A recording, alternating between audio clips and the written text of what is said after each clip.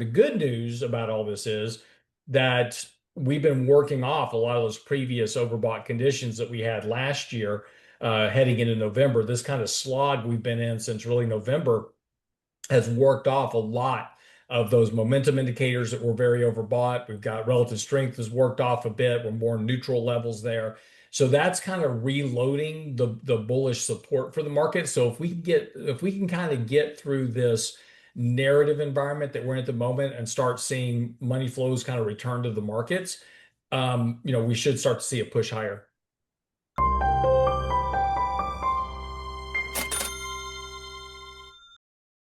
Welcome to Thoughtful Money. I'm Thoughtful Money founder and your host, Adam Taggart, welcoming you back here at the end of the week for another weekly market recap featuring my good friend, the intergalactic portfolio manager, Lance Roberts. Lance, how are you? Okay, why intergalactic? Well, because former President Obama, when being interviewed a few days ago, Okay. slipped out that, yeah, aliens are real.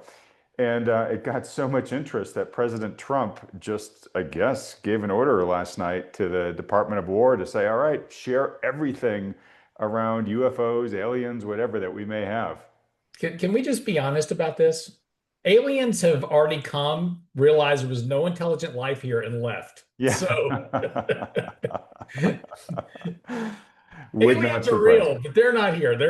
They just said that nothing salvageable on that planet. Let's Yeah. move on. They got better stuff to do in the universe Exactly. than waste their time with us. Yeah, I wouldn't doubt it.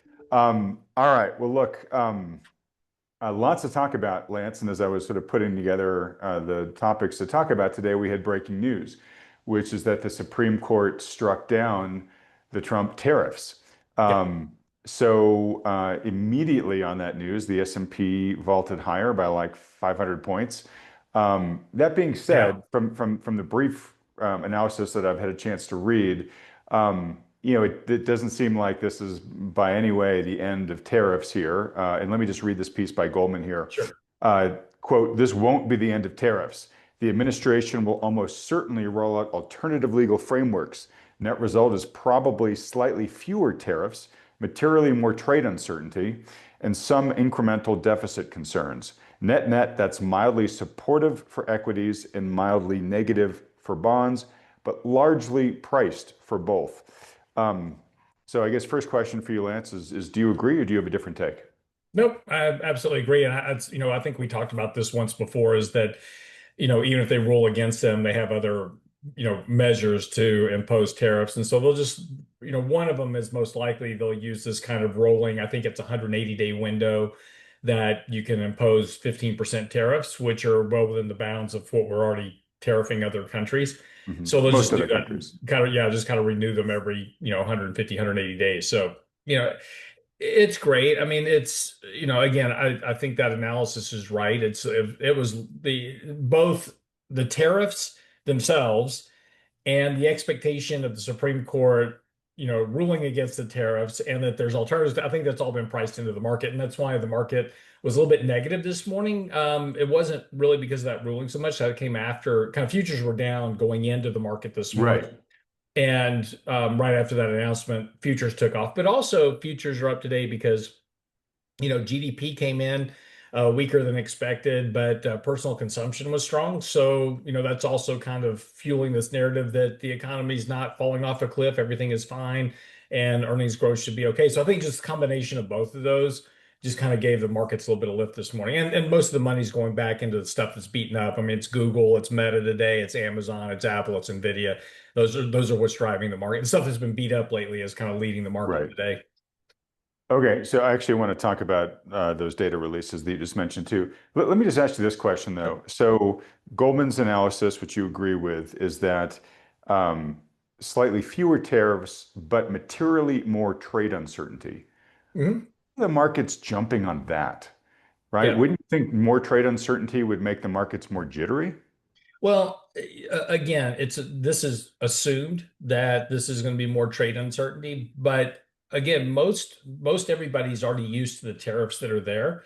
This doesn't potentially change a whole lot of that. And also depends, of course, a lot of this will depend also on what the administration does next. If they come out with another legal framework, to do tariffs, then this all kind of just be kind of status quo. I mean, I think that's baked in the cake, right? It's like, all right, Yeah. we couldn't do it under that act, so we're going to try to do it under these Yeah, acts, so, right? so Yeah. I don't know if it leads to a lot of trade uncertainty. I think everybody knows is, hey, they're going to do tariffs. It's just going to be in what form are they doing tariffs? And for some countries where, he's threatened 25% increases or whatever, well, that just lopped that down to 15 max, under that one structure. So, you know, we'll see. Okay. It's always hard to tell how these things are going to work out. I think that the bigger concern for the market right now is really kind of what's just this kind of tension we've got built up between us and Iran at the moment.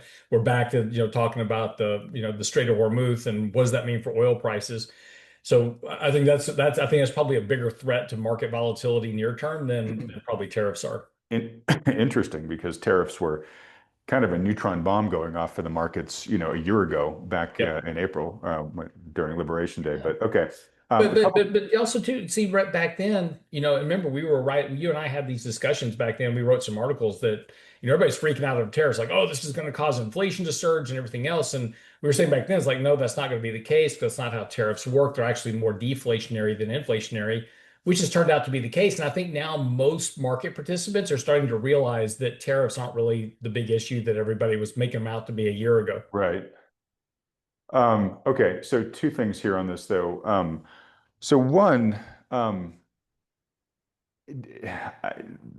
it's hard for me not to see it this way, but maybe I'm seeing it the wrong way. Um, I think the administration knew that this was a Mhm. potential outcome, right? But I think their decision was sort of, ask forgiveness rather than permission, right? Like, let's do these things. Let's ride them for as far as we can, as hard as we can to try to get the trade deals struck, right? And Mhm. hopefully we can strike these trade deals before the Supreme Court rules. So even if they take away our ability to use tariffs as aggressively as we have been, it doesn't matter. They achieved their purpose. We already got, and if you look across the trade deals, I mean, you can basically sort of say, all right, yeah, then mission accomplished then. I mean, with I think with every world economy that's larger than Russia's, we've struck a trade deal with. That's right. Yeah.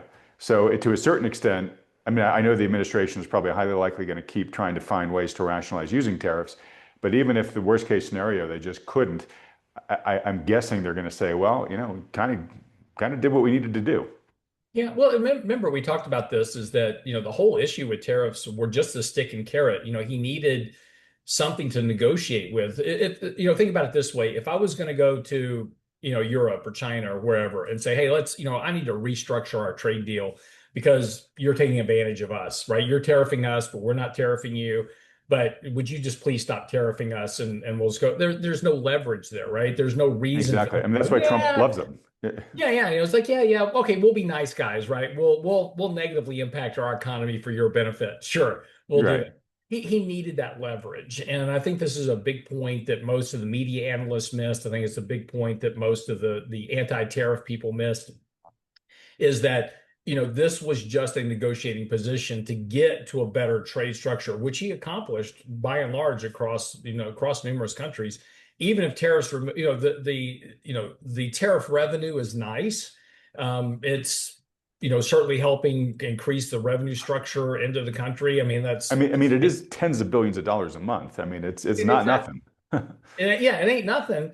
So that's great. I mean, that takes some of the pressure off, debt issuance and some other stuff that you don't have, it's increasing your revenue base that you can work off of. But even if they go away, the trade structures are still there. And I think ultimately we're probably in a better position than we were to the previous administration. Okay, and that was sort of the whole spirit of my question there.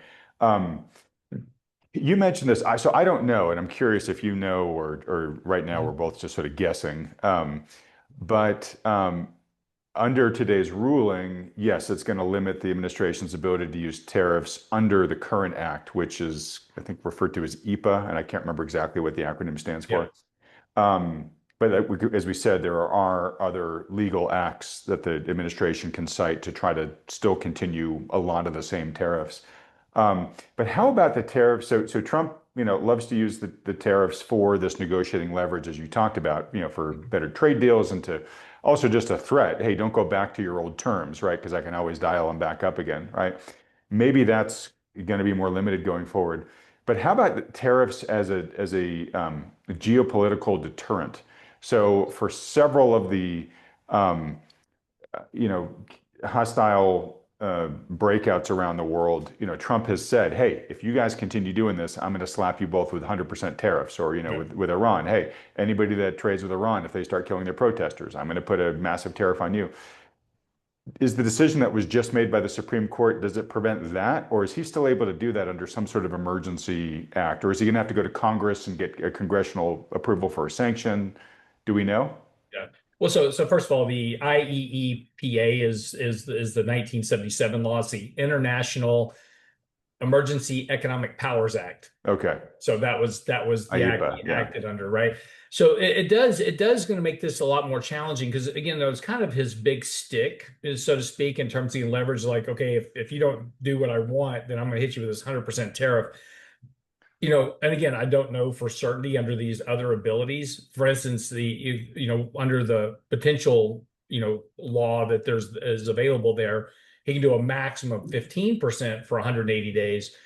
But I don't know if there's any kind of fallback position at this point. I guess we're going to find out to where he can come out and say, I'm going to hit you with a 100% tariff. That may be off the table for him, which does reduce some of the hammer, so to speak, in terms of Yeah. negotiation. Although if America wanted to do that hammer, presumably there's a pathway for the executive branch to go to the legislative branch and say, can I get your Yeah. approval to do Well, 100%? I said this before with you. If I was President Trump when I first come into office, he had everybody behind him at that point. I mean, he had, he had plenty of seats on the House. He had plenty of seats in the Senate.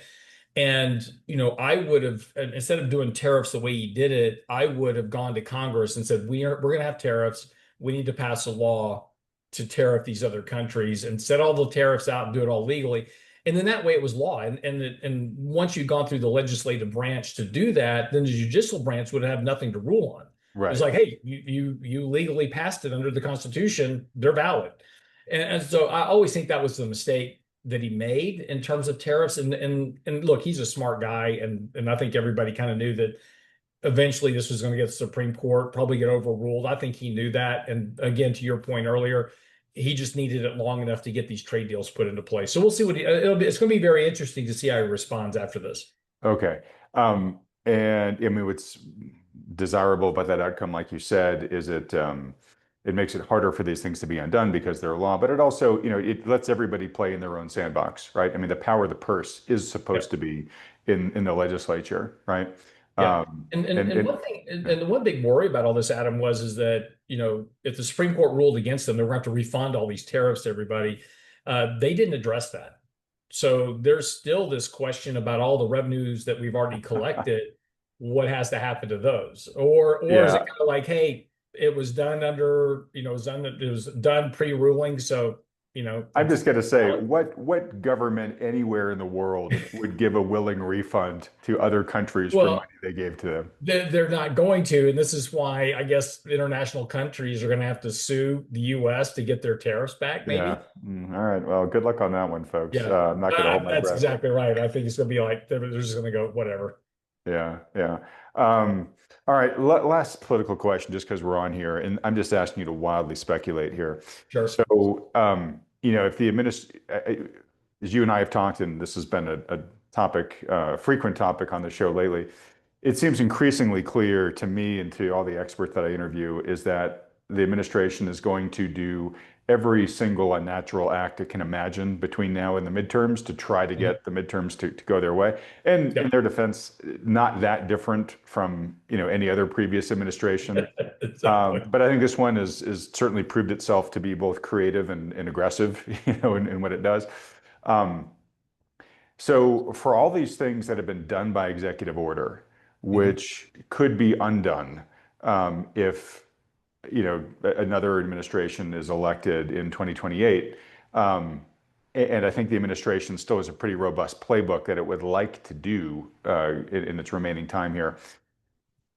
What odds do you give, uh, the administration working with Republican dominated Congress right now to get rid of the filibuster and just try to pass as much as what it's done via executive order into law before the midterms arrive? they've been talking about getting rid of the filibuster for 30 years, I I think. know, I know. And the reason they don't do it is, and again, it sounds like this is so let's take your situation, right? Let's get rid of the filibuster, and then we're just going to ram all this stuff through over the next Right. 2, 3 years until Right. They're this just worried that administration. it'll be done when the next guy comes in, right? Right. The And other then team will ram everything it wants through. Yeah. exactly. So now when the next, so when the, so let's say the Democrats took over in 2028, now you've given up the one tool that you have to basically stall that administration. So I think at the end of the day, the filibuster doesn't go away because it's a nuclear option. And yes, it sounds good. It's like, oh, let's get rid of the filibuster so we can do everything we want to do right now. But that's one of those things that comes back to bite you in the butt in, in the next administration. Yeah. And I'm talking a bit out of school here. So take this with a grain of salt, everybody. But I believe I have heard that the filibuster itself has kind of morphed over time. And it used to be, and I'm actually ignorant of its pure origins, but it used to be the true sort of Mr. Smith goes to Washington type of filibuster, where it you had to keep talking as the guy who brought up Yeah. the or initiated the filibuster, and it was more of a demonstration of a point that you were trying to make and a thing of human endurance. And at some point, you collapsed, you had to go to bed, whatever, you'd use the bathroom, and it would be over, right?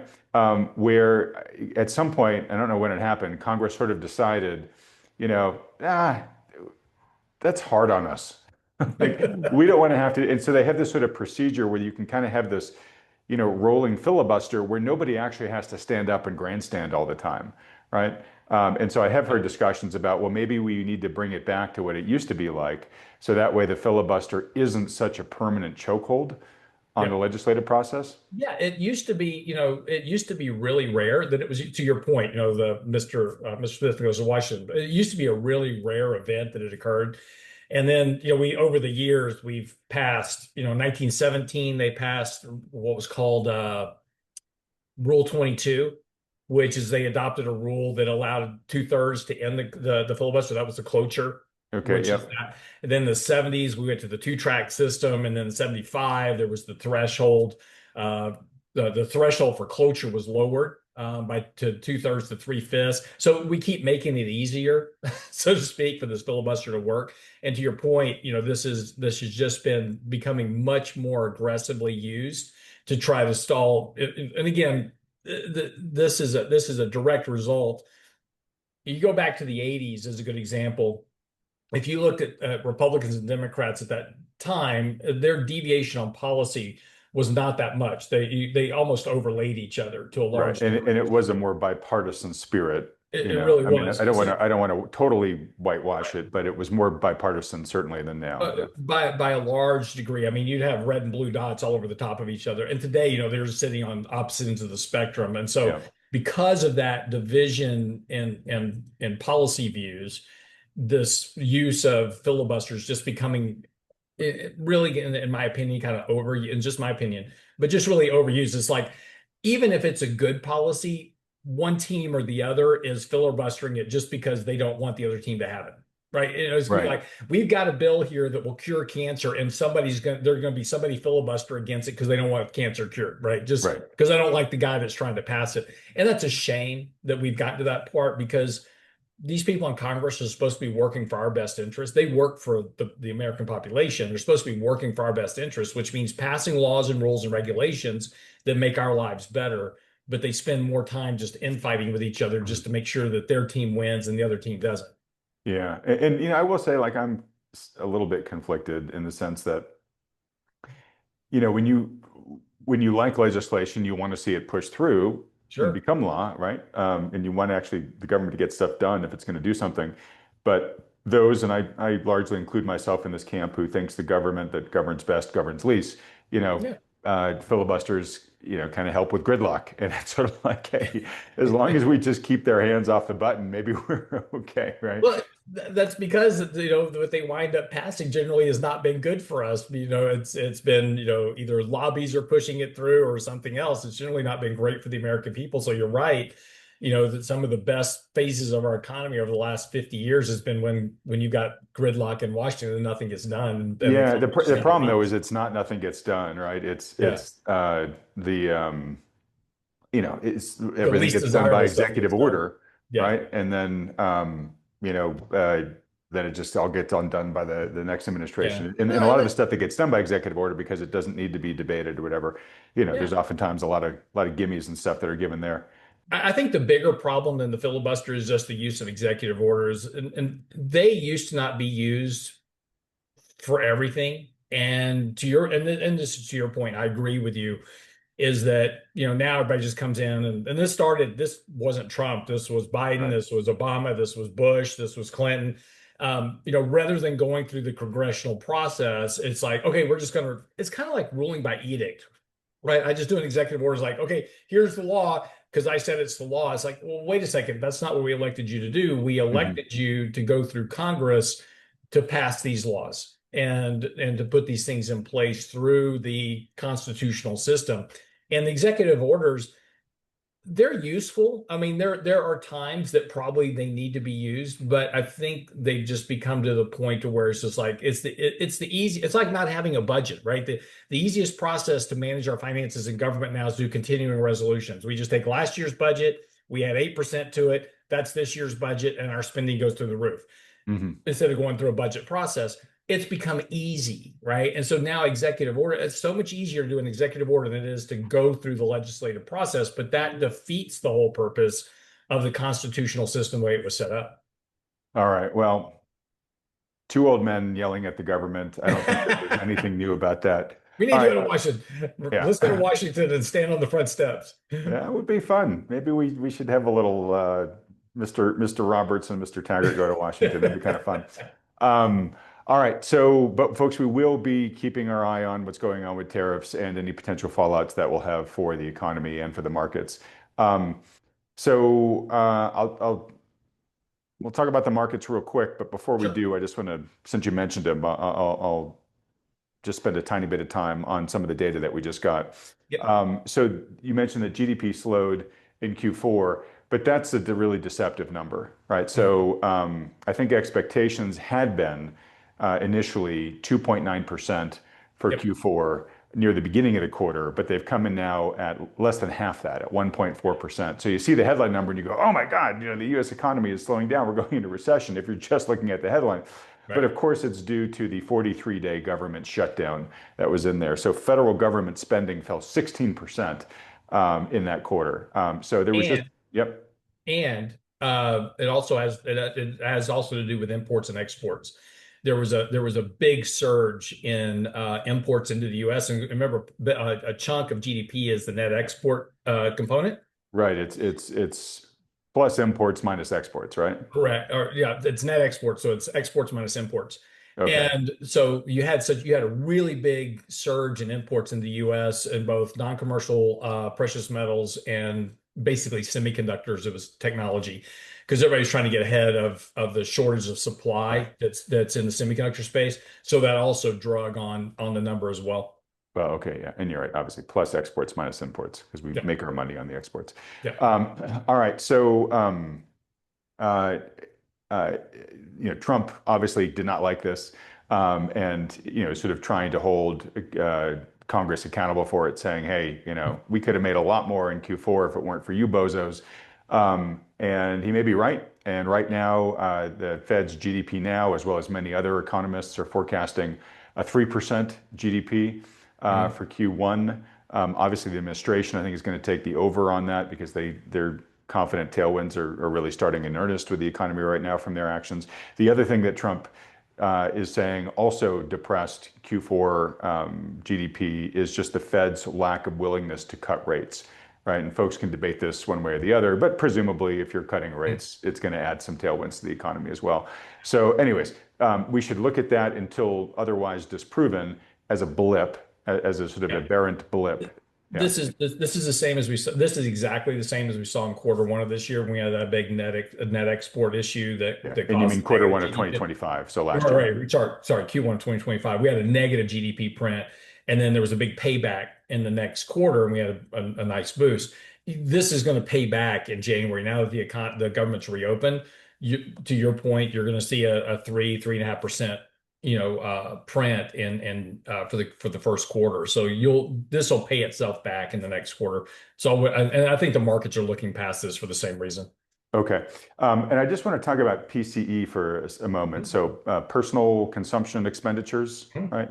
And the Fed sort of calls this its preferred tool of tracking Mhm. inflation, which is Yep. kind of, I wonder, like, if it's the Fed preferred tool, then why don't we all talk about the PCE versus the CPI? Different story. But it was a little bit warmer last quarter than folks expected. I think it came in at 0.4% for the month versus 0.3. So, Mhm. not a huge difference. But what's interesting to me, and I'll try to bring up the chart when I hand the baton to you here, Lance, it looks to me like you can make an argument that PCE has based out and is now starting to come up. Mhm. And I'm curious to hear your thoughts on that because you and I have talked about, the odds. Our personal expectation is that the odds of inflation is going to be continuing to disinflate across 2026, especially because of what's happening in the housing, with shelter prices. Um, but when I look at the chart of CPE, or sorry, PCE, I'm like, well, I don't know. So Yeah, curious to hear it's your come thoughts. up. Yeah, no, it's come up a little bit, and it's probably just going to be stable here. Again, this is kind of with inflation in general. We're probably just kind of stuck here at these inflationary levels for a while anyway.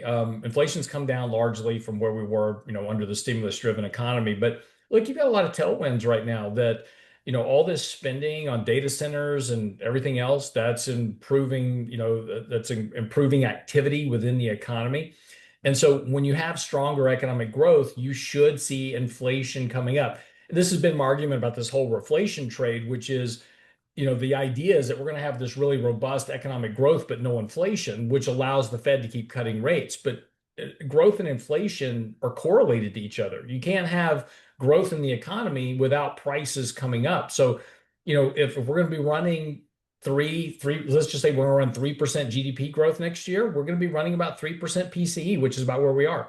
So, Yeah, and by the way, I'm just pulling up the chart here, yeah, so yeah, you can see here that yeah. it's come down since, a lot since 2022, but it kind of hit bottom maybe mid-year 2024, bounced along the bottom, and now seems to be starting to come up. Yeah, yeah. And if you look at core PCE, which is the green line, it's basically been at the same level now for almost a year, a little over a Mhm. year.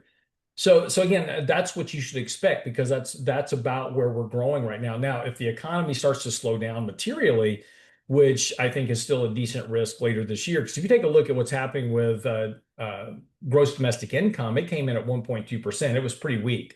So gross domestic income really doesn't suggest the economy is just booming on all cylinders, and so we'll see how these things work out. But yeah, I mean, it's where inflation is running right now, both CPI, PCE, et cetera, is really kind of where we're trading on an economic growth front. So, and that means that interest rates should stay right around this 3.5% to 4% level where we've been at for, about the last year. So, again, kind of everything is about where it's supposed to be in terms of economics. What's going to happen next is whether do we get a recovery in the economy and start to really have this reflationary environment everybody's expecting, or does all this kind of expectation of spending not actually come to fruition and then things start to slow down again? Because if you take a Yeah. look at the savings rates of consumers, which is 70% of the economy, those are collapsing.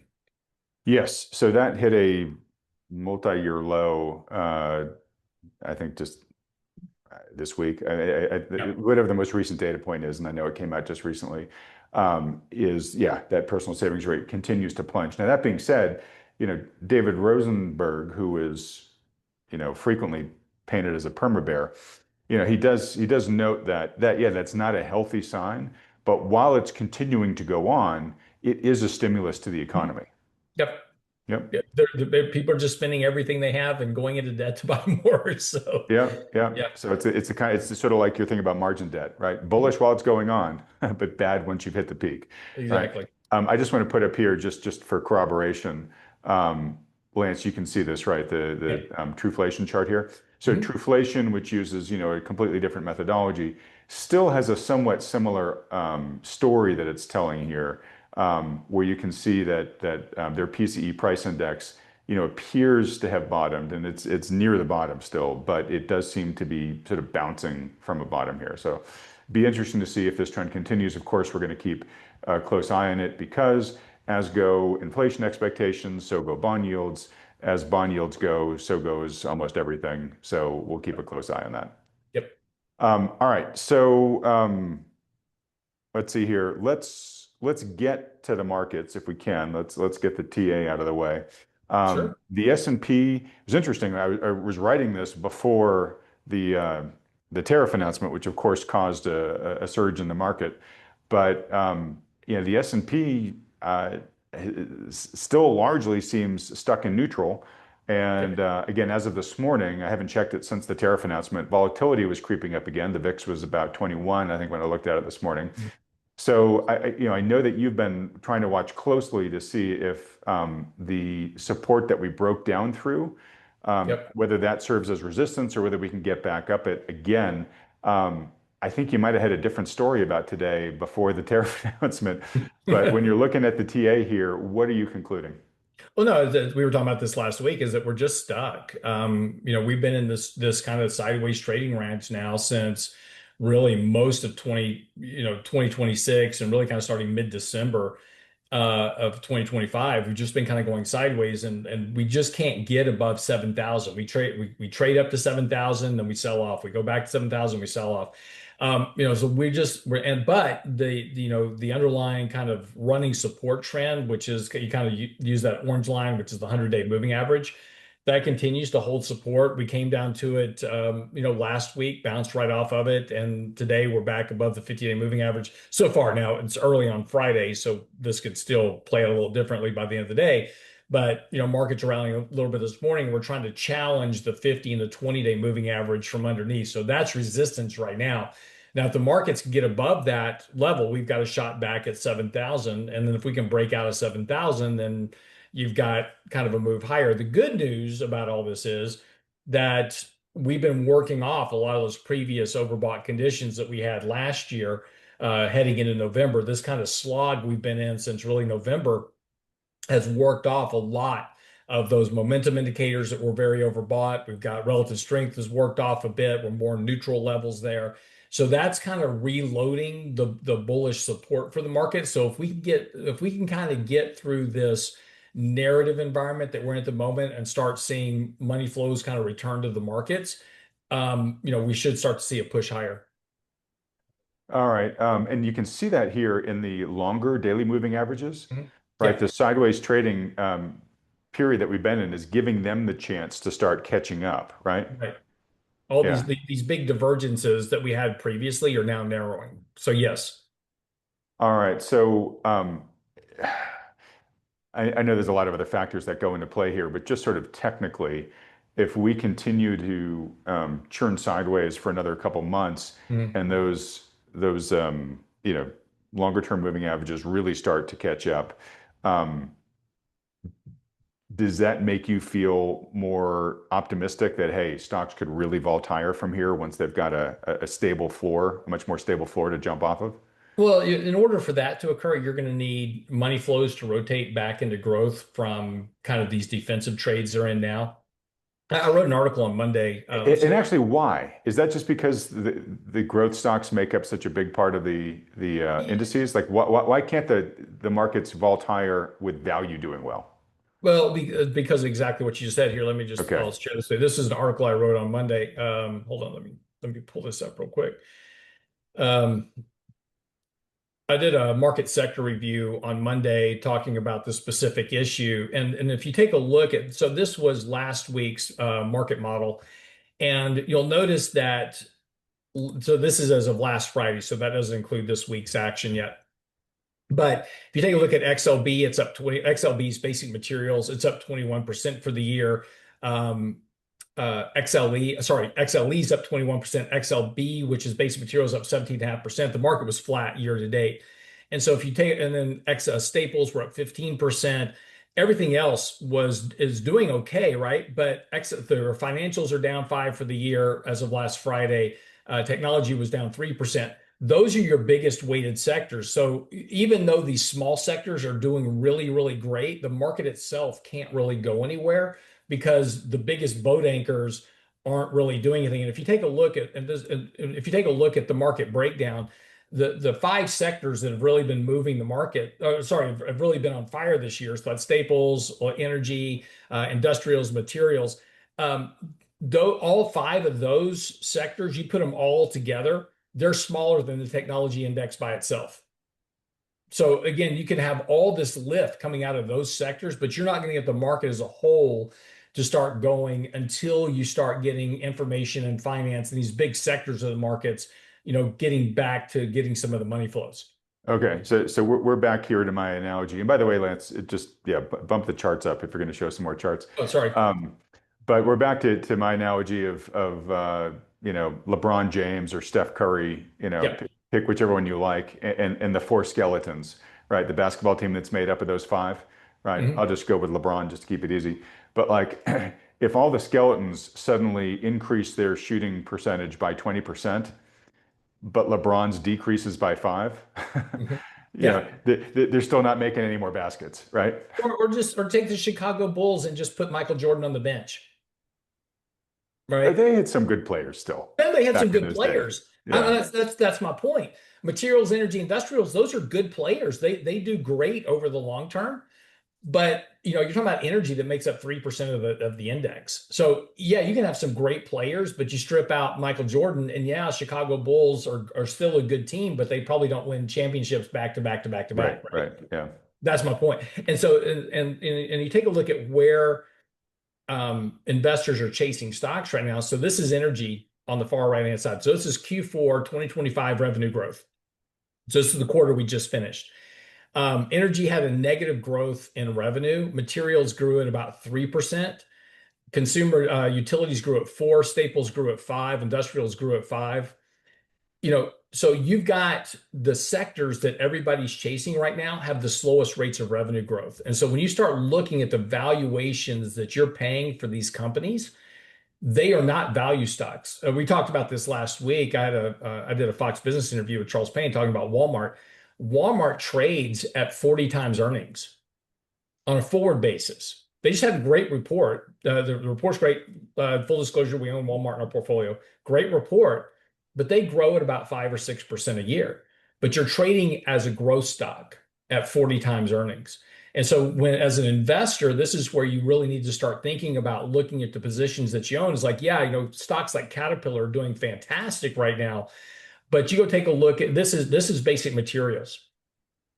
This is not normal for a sector to move like this. And when you're this is a daily chart, and when you're trading at 3 standard deviations above long-term means in this overbought, you're going to get a correction. These are the conversations you and I have all the time about stuff. It's like, when you see something doing this, this is a really good time to start thinking about taking some profits, rebalancing your risk. This is Staples, exactly the same chart going parabolic. These are small sectors of the overall market. Here's financials, though. 3 standard deviations oversold. What about discretionary? 3 standard deviations oversold. This is also a very big sector of the S&P 500.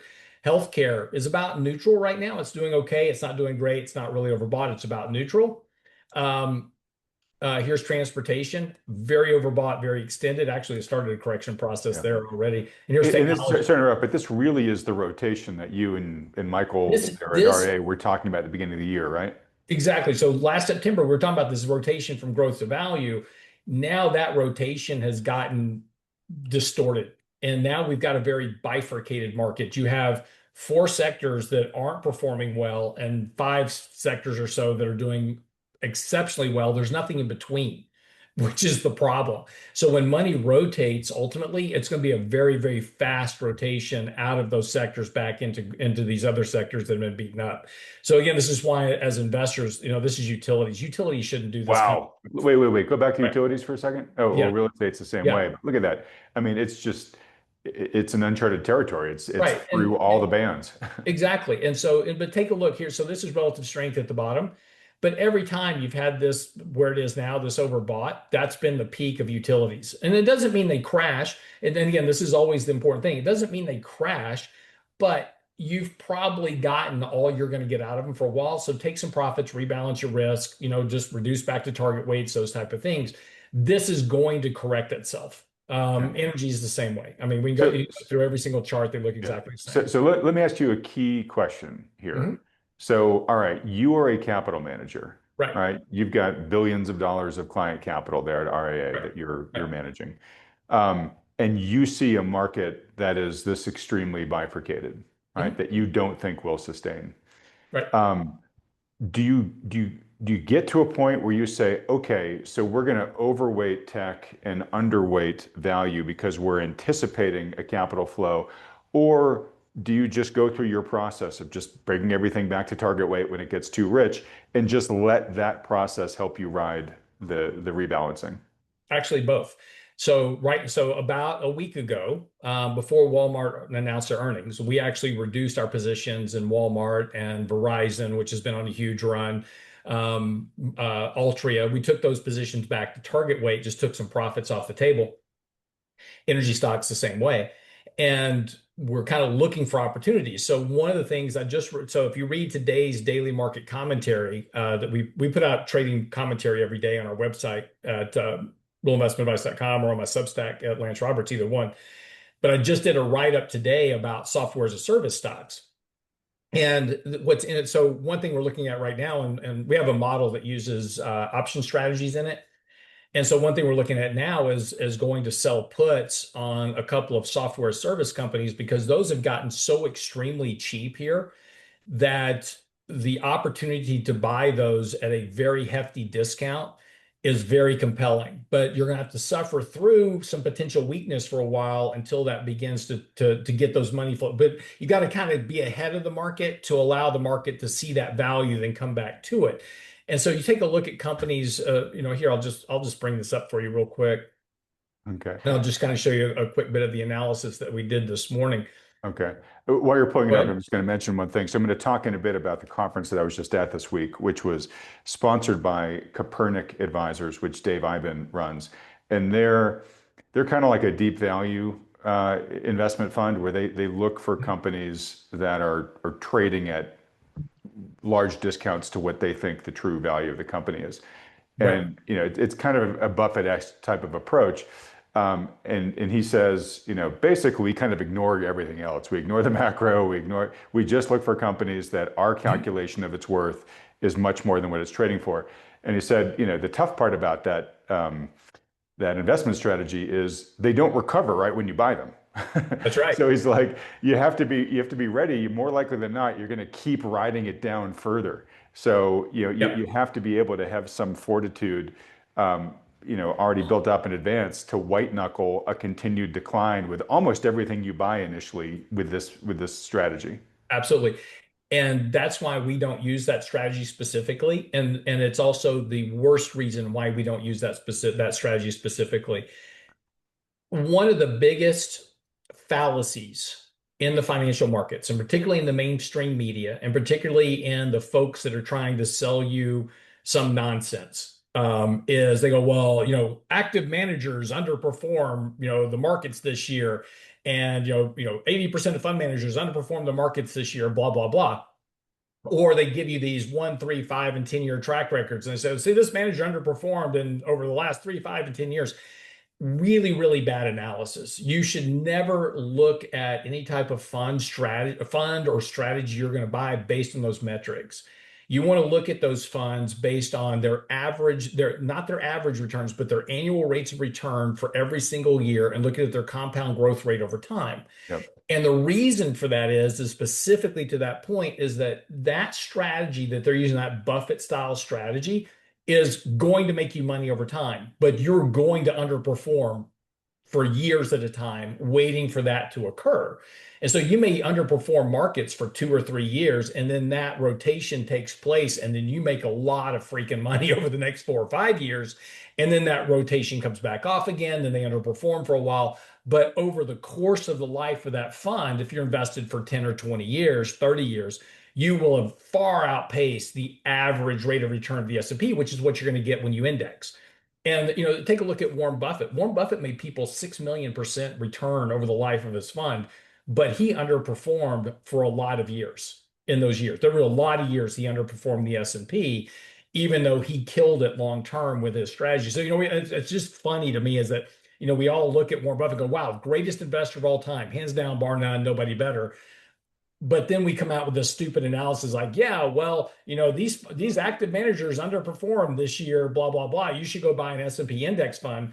Great, go buy the S&P index, ignore Warren Buffett, and let's see how your returns are in 20 years. Right, right, right. But so to Dave's point was sort of like, they're very selective on who they take in Yeah, as a client because the client has to have that yeah. mindset and that expectation. That's And so that's sort of why to we Ted can use Oakley's it. point, the average investor is like, yeah, I'm a long-term investor. And he's like, yeah, they're No. that way until the first losses occur. Right. Yeah. No, that's why we can't use that. Look, if I could invest for my clients the way that I invest my own money, then it would be awesome. But the problem is that our clients, and this is everybody's clients, everybody's fixated on CNBC and they're fixated on, market headlines, whatever it is. And they're like, well, why do we own Verizon? This was last year. A good example. Why do we own Procter and Gamble? This is like in October of last year. Procter and Gamble's just losing money. It keeps going down in price. Why do we own these things? Because when this market turns, you're going to be glad you had it. Procter and Gamble's been off to the races, right? So, people want, people come to us all the time. They're like, "Oh, I'm a very conservative investor. I don't want to lose any money." And then as soon as the market takes off, they go, why aren't we beating the market?" Yeah. It's like, Why aren't we in NVIDIA? Yeah, come yeah, on. exactly. And so that's why our models, if you look at our models, they're a blend of value and growth, momentum and fundamentals. So we're blending all that in so we can create market performance near term, but then look for these areas. And again, software as a service. Oh, sorry, I got sidetracked. Sorry. We wrote this piece. So in today's daily market commentary, it's talking about this case for and against 4% inflation. But in our market trading update, I talked specifically about software as a service. And I've been digging through kind of the various companies. And then the thesis is that AI is going to replace all these companies that are software as a service. Right. And We talked a little bit about this last yeah, week. Yep. and that's going to happen. There are going to be some companies that absolutely go away. But when you start digging down into some of these companies like Salesforce, DocuSign, when was the last time that you went to somebody's office and signed a document, Right. right? And you think about now, Adam, you'll remember this more than our younger listeners, but when DocuSign first came around, banks would not touch electronic documents. It took years for the financial industry and particularly the investment industry, companies like Fidelity and Schwab, to adopt DocuSign to allow electronic signatures because they were worried about fraud and theft Right. and all kinds of other stuff. It took a long time. So think about this for a moment. You and I are going to go out, we're going to use AI, and we're going to create the next iteration of DocuSign. How long do you think it's going to take the financial industry, just the financial industry by itself? Let's not talk about real estate or anything else, but just the financial industry to ditch DocuSign, who they have an extremely long track record with, has been through multiple rounds of testing and attacks and all these kind of things that it survived. And they're just going to ditch that and go to this new AI version that's untested, right? Doesn't make a whole lot of sense. And this is why some of these companies have a really big moat. ServiceNow is another one, Adobe. These were the four that I've kind of been honing in on lately. And two of my favorites right now, I think, really are Salesforce and Adobe in particular because of their platform. They're very deeply integrated. And if you take a look at the fundamentals, so here's CRM, it trades at 14 times forward PE, right? So Walmart's at 40. I use Walmart's comparison, right? Walmart trades at, sorry, I said 41. This was after earnings, was a 39 forward PE after earnings on Friday, has a PEG ratio of 319. CRM trades at a 14 forward PE with a PEG ratio of 1. EPS expected to grow at 13% over the next 5 years with an operating margin of 22%. Adobe trades at 10 times forward PE with a PEG ratio of 0.89. EPS expected to grow at 11% over the next 5 years with an operating margin of 37%. You're telling me that these are not value companies? and that AI is going to replace these deeply integrated companies. So my point is that from a value perspective, there are a lot of value stocks that are not considered a value stock. Let me give you another good example Yeah. of this. If I pull the S&P 500 index, give me two or three of the top largest holdings in the S&P 500 growth index. You'd say Nvidia, Google, Apple, Microsoft, right? Yep. Yeah, you'd Yep. be absolutely right. Throw You know what the Amazon in there top two too, but yeah. holdings of the iShares value index is? No. Apple and Google. Yeah. So, this is the problem we have in this market right now is that we've confuddled. Is that actually, I don't know if that's a word or not, but we've confuddled um, this value and growth. And we're just now sticking stocks into value modes and growth modes, just kind of at willy-nilly. And we're not truly looking at the underlying, fundamentals of these companies. And so this is where, as investors, your opportunity really is available to you to start picking through the rubble. Some of these stocks are down in a software and service stock. Some of these companies are down 40, 50, 60%. They've been absolutely decimated. So you start looking at what's their actual model, what kind and look, we just talked about too. I'm not making a recommendation. I'm not telling you to go buy these stocks. I'm just using as examples for this sector because you're seeing some really big discounts in these areas of companies that have very strong fundamental structures, very strong growth rates, and a very wide moat as compared to you have to think about, yes, I can go create a software through AI, but can I immediately trust that in my business? Can I ditch Right. all the stuff that's been going on with these other companies in terms of development and testing and everything else? Can I just implement that immediately? And I don't think that's a realistic expectation. Okay, so I'm going to talk about that more in a second, but just real quick to my original question. Mhm. So your answer was in addition to your standard practice of just, hey, as a company gets Mhm. grows above target weight, I trim it back.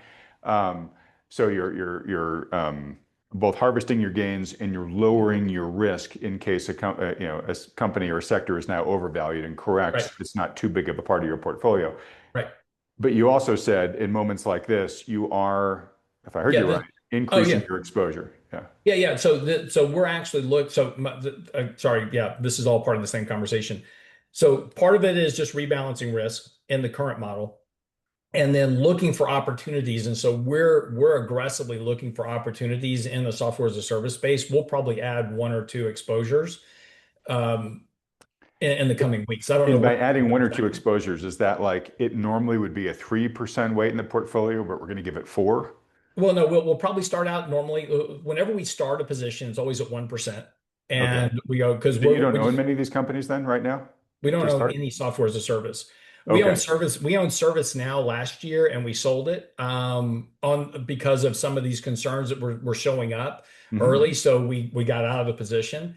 And so now those have been so beaten up that now the offer or the kind of the entry point is becoming very, very compelling. And so we'll probably add one or two of these companies back. We'll start at 1%. And that way, if the price to the fund manager you were talking about a second ago, I hope the price goes a little bit lower and I can add another 1% and I can build my way into it as the stock price bottoms. And then when it turns up, then I can aggressively add, another percent or another 2%, get these things up to 3 or 4% in the portfolio as they recover and actually have a beneficial impact to the overall portfolio. Okay, that's exactly the answer I was digging for. So Yeah. thank you. Um, yeah, so to your point about, we talked about this last week, right? Where you cited the guys of the All In podcast who were like, look, AI is great and it's going to be super Mhm. disruptive. But like right now, what are you going to trust? And not only the embedded nature of it, but also just like Oracle software, which has millions of lines of code that's been written over the years to address every single use case that could have happened. It's been QA'd, hammered on, for decades. It's kind of bulletproof software. That or something that some new AI just spit out, last week, right? Right. Is your enterprise going to immediately switch over to that? No, it's going to take a long time. And I remember when I first started at Yahoo. Um, my earliest job was running marketing for Yahoo Finance, but after that, I then worked with the sales team um, to basically provide the data and the rationale that they would then go out and sell in their sales pitches for this. This is why you want to buy ads on Yahoo. And this was, early 2000s, right? So like companies were still new to the internet and they weren't spending much of their ad budgets on the internet yet. Now everybody working the internet could totally see the future. And they would be like, why would you ever put, an ad in a newspaper today when you can put it on the internet and you have all this targeting benefit and it's a lot cheaper and you can go direct to a click to a conversion and all that stuff, right? But the industry was just so used to the way that things were done, it was still so new and kind of overwhelming to them that what the sales force heard a lot was like, yeah, I kind of get what you're telling me, but like, look, I got to be honest, like, no one's ever going to get fired for putting an ad in the business section of the New York Times, right? Hmm. Like that's what the mentality was back then. So you were fighting that, and eventually, online media won out, and it's now, way more than what's in print media.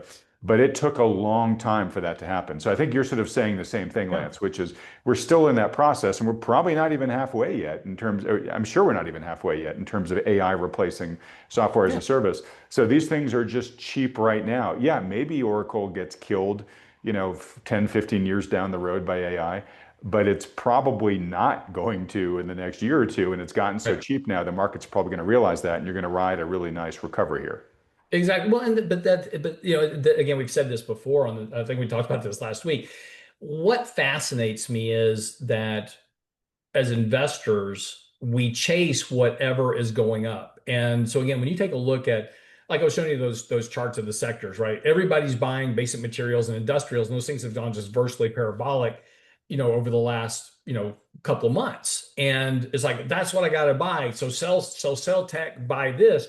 But as investors, we should be doing just the opposite. We should be selling high to buy low, but we don't do that. And that's why this is why investors typically don't do well over time, because in order to buy low, to your previous conversation, you've got to be willing to kind of suffer it being low for a while and being out of favor and not performing, but sticking to your gun, saying, look, these fundamentals are going to matter at some point. A good example, we were talking about Walmart, which has just gone crazy lately, trades at a near 40 times PE. Amazon has just now outgrown Walmart as of this year, actually this last quarter. Walmart now trails Amazon in terms of total revenue. So Amazon now outpaces Walmart in revenue, and Amazon trades at half the valuation of Walmart. So why would you not buy Amazon? Is Walmart really 2x the market cap of Amazon right now? Valuation wise, yeah. Amazon trades at a 4 PE of 22. And so I mean it's like roughly half. I mean, Walmart's at 40. Well, So PE, but or total market cap size. no, PE basis, PE. Okay, okay. valuation basis. Sorry. That yeah, No, because I was looking. Walmart's market cap is they just crossed a trillion, I think. They're 971 billion. Okay, but Amazon's already a $1 trillion company, right? Maybe multi-trillion. Their market cap is 2.2 trillion. Yeah, so multi-trillion. Okay, Yeah. all right. But Okay, point, but just back to the fundamental stories, right? Amazon's yeah, very oversold, trades at a discount on a fundamental basis versus Walmart. But we don't want Amazon because it's quote unquote a tech stock, but we want to buy Walmart that's overpriced. right. Well, to your point, it's bigger, higher profit margins, yet trading at half the PE. That hard to square that circle. Yeah. Exactly.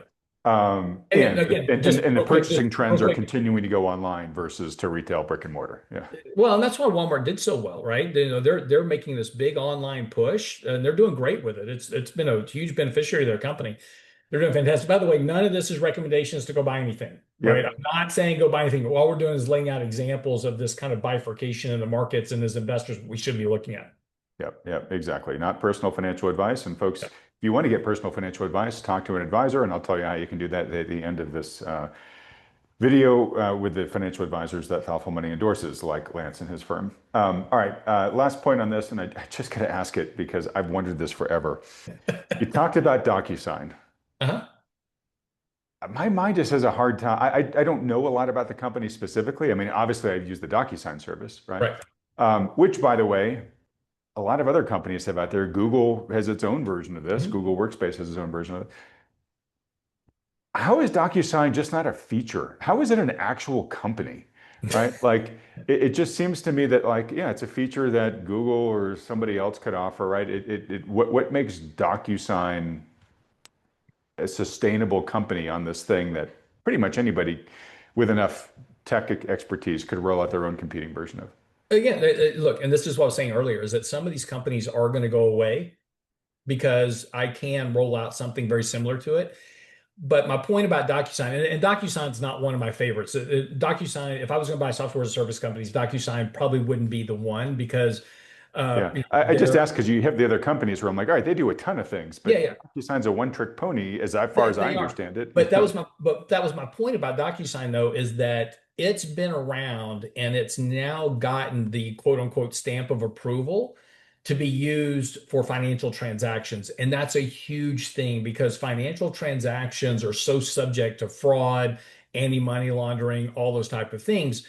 If you and I were going to create, atom sign, and that was going to be the next thing that we were going to create, the thoughtful money signature document Yep. structure, to go get that approved by financial regulatory authorities would take us years and For millions of sure. Yeah, to dollars to win get the that done. trust and all that stuff, right? Yeah, yeah, Yeah. yeah. It's just a function that the reason that DocuSign is so well cemented is because A, they were basically first for the most part, and they got themselves integrated into the financial architecture of the economy. And that's a hugely important thing. And that gives them a very broad moat. So again, I'm not recommending DocuSign at all. I think their growth rates are too slow for earnings and some other stuff. I think fundamentally there's better companies.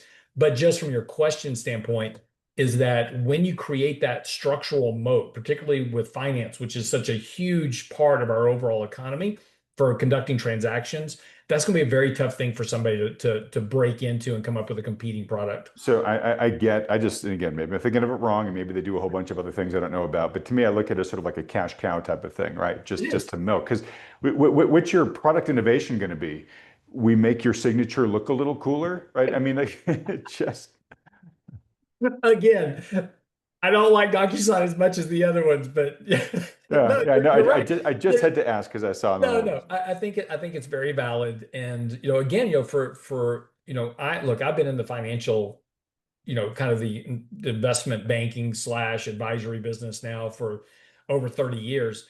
And it wasn't really until well after the dot-com crisis. I can't remember the exact moment where all of a sudden I could open accounts for clients with DocuSign, but that Hmm. was a huge moment because everything else was by mail. Our FedEx bills used to be huge, FedExing documents to clients and Oh back. yeah, huge And efficiency game changer. yeah, But yeah, in my mind, absolutely. kind of like a tariff, like it's a one-off. Okay, Yeah, things got a lot better, but what are they going to do for me tomorrow? That's new, yeah. right? The cooler signatures would be better, but Yeah, yeah. Maybe it's in glitter pen. I don't know, right? Okay. So we got some more wood to chop here. So I am making my way, Lance, to your 10 immutable laws of building wealth. okay. Before we get there, though, a couple other topics. Um, one, just want to see if you have anything to say about what we're seeing going on with Blue Owl, because that's starting to sort of like we saw, the AI trade was bulletproof, and then maybe beginning end of third quarter last year, we just started seeing more and more skeptical headlines, and now, the stocks have been languishing as we've been talking about. I think we're starting to see the same thing in private credit, where there's now enough smoke there that people are saying, all right, maybe there are some reasons to be concerned about private credit. We haven't seen anything terribly catastrophic in a while, right? We saw what Tricolor and a few other things a quarter or Mhm. two ago. But Blue Owl is a big player, and they just kind of freaked out they've had some stumbles, but of late they just freaked out the markets by freezing redemption in one of their major BDC funds. And they're spinning this as, no, this is all good, and we're making everybody whole, and we're doing this so that we can do a better job of distributing profits in the future. However they're trying to spin this as a non-negative. But I think the rest of the market is like, hey, anytime you gatekeep your investors' ability to take distributions, that makes us think you got a bigger problem going on. Yeah. So what are your And thoughts there? Well, no, look, so there's multiple layers to this, and I think there's some very good lessons in this as well. And also, this is something that we've talked about before, is why you should not put private equity, private credit in 401k plans. Um, but just because they Wait, restrict. sorry, just explain why, because I'm not even remembering why. Oh, so there's a big push by Wall Street to get private equity, private credit put into 401k Right. plans. Okay. Oh, sorry. Our thing about, yeah, they're just going to dump all their junk on the retail Yeah, investor. which is Okay. exactly Sorry. the case. Yeah, I thought you were So making a tax deferred argument, which I wasn't thinking of. You're yeah, just yeah, talking about a quality of asset. Yeah. Okay. right. Because you have illiquidity issues, you've got all other kind of stuff. But here's the big thing. So last Monday, that Blue Owl private credit fund was marked at just I don't know the exact number, but let's call it 100 cents on the value. So you get a statement at the end of the quarter and says you're 100 cents on the value of your investments, doing great. And then they have to go and sell a bunch of stuff off. They sold at a discounted price. All of a sudden, your value drops. Now, that value was already there, even though your last statement said you're at 100 cents on the dollar. So there's a lot of illiquidity in these funds, and there's a real lack of transparency into what's Yeah. They happening. don't have to mark to market until there's a market event like selling, right? Yeah. Exactly, exactly. So this is why just lessons to be learned about before you go venture off into private credit, private equity, make sure you understand what you're getting yourself into because the returns on these aren't nearly as good as everybody touts. You hear about the private equity funds that do really well. Those are the ones that make headlines because they were the one fund that held, SpaceX in it when it went public or whatever. So you Right. hear about those guys. But by and large, a vast majority of the private equity investments either wind up barely returning your principal or you're losing money on them. And that's more often about 64% of them actually wind up losing money over time. So be careful what you're investing. But just because they gated the redemptions doesn't necessarily mean the fund's in trouble. It just may mean that they need to hold these prospective investments for a while without having to sell them. There's something going on internally. There's Wall Street concerns over this, which is depressing prices. And if they're forced to liquidate because so Adam's an investor in the fund, Adam says, I want out. If they have to redeem Adam, well, now I'm forced to sell these assets, which may be very good assets. They're just being distressed because of market perception. I'm forced to sell those at a lower value and it impairs the value of the fund for everybody. So Right. they But can they once you tell me that I can't redeem, everybody yes, else in the fund sees that and freak out. Yeah. they do freak out. But and so and look, I'm not saying this is the case with Blue Owl. I'm just saying this is how this Yep. works. But for you, it's kind of for your own good. I'm going to redeem these. I'm going to freeze redemptions until we Right. get through this period. Valuations will come back up. Then I'll redeem you out. Right. You'll And sorry to get interrupt, but again, we're back to Jimmy Buffett. It's the same argument he was making in It's a yeah, Wonderful Life of like, hey, everybody, your money is in Larry's house and Sally's auto loan. Like, if you all demand it now and a run on the bank, then we crater and nobody gets anything. yeah, So please don't, keep your money here. We'll get the money coming back in it'll all be good in the long run, right? yeah, yeah. So my point is sometimes these suspension of redemptions are for your own good, your own good. Sometimes it's because they literally can't afford to redeem, and the problem for the investors trying to figure out which one of the two they are.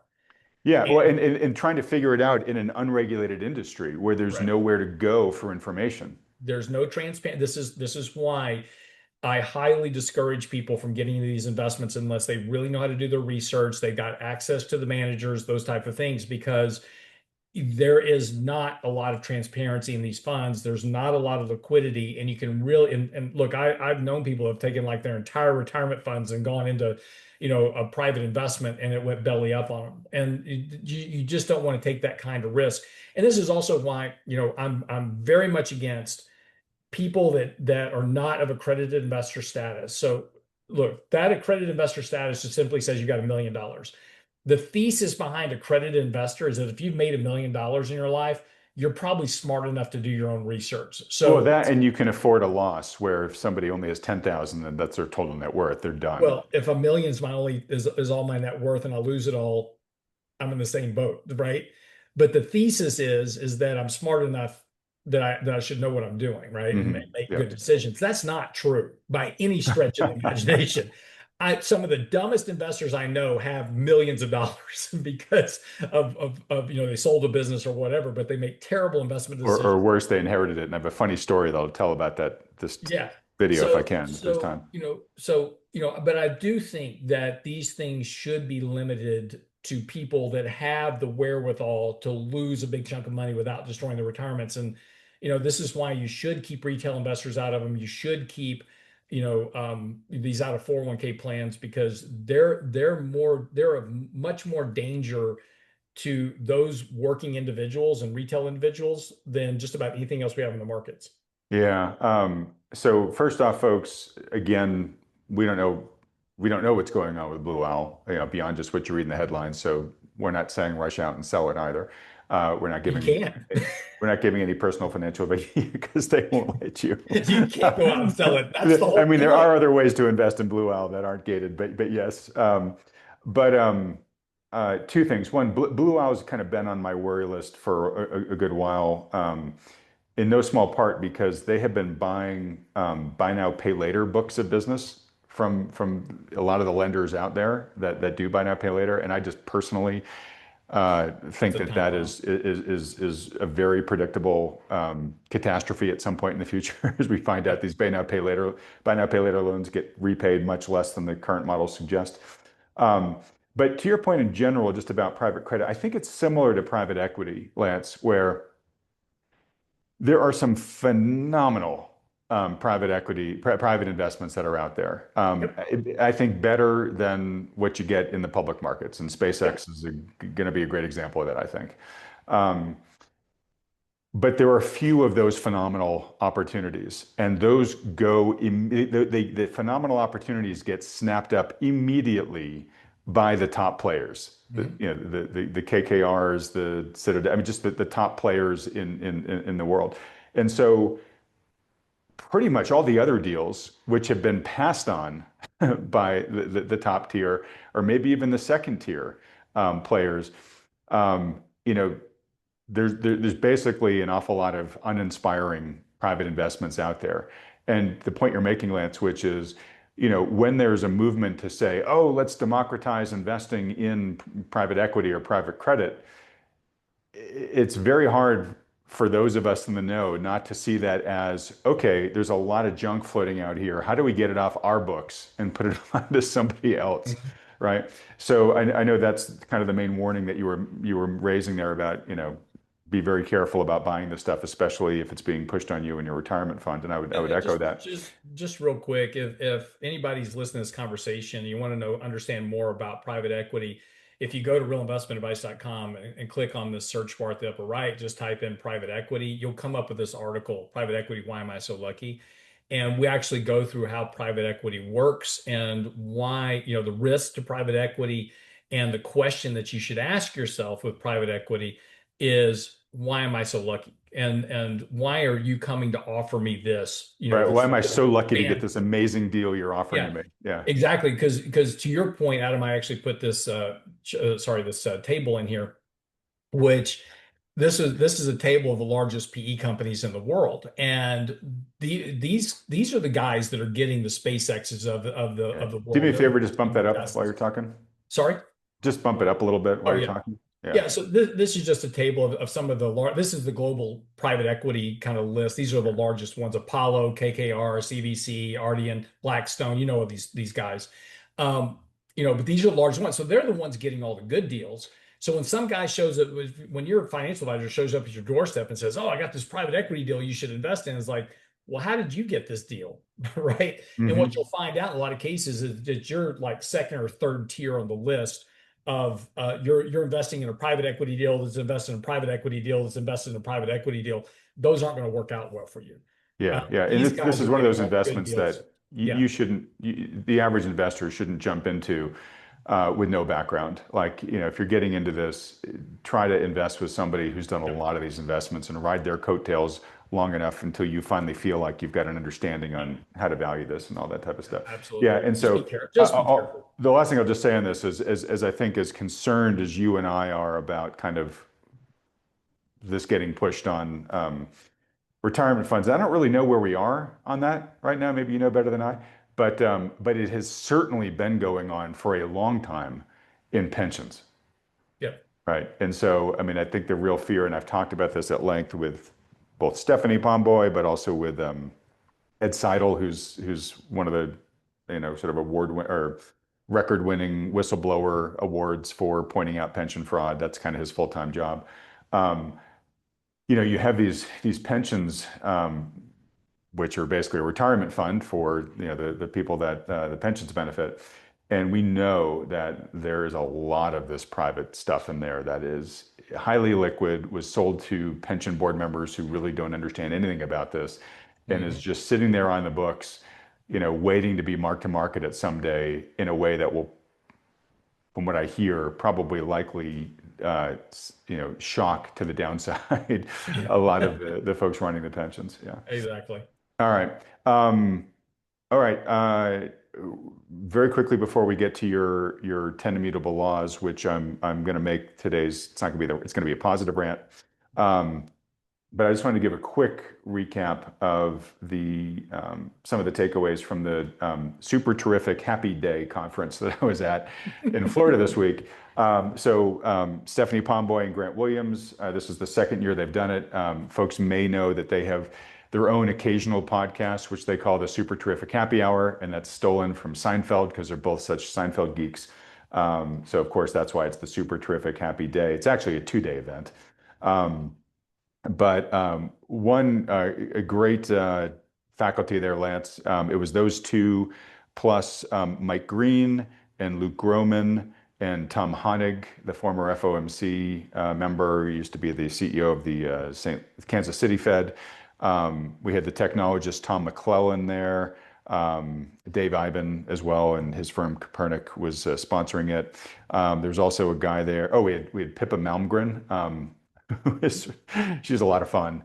And a guy named Andrew McDermott there, who is, among other things, a Japan specialist and had a lot of really interesting things to say about Japan. But I just wanted to share a couple quick takeaways. One, Tom Honig, he knows a lot of the people on the inside in the government and certainly at the Fed, knows Kevin Warsh personally, by the way, fairly optimistic about Kevin Warsh. Mike Green, by the way, not at all. So it's really interesting differences of opinion there.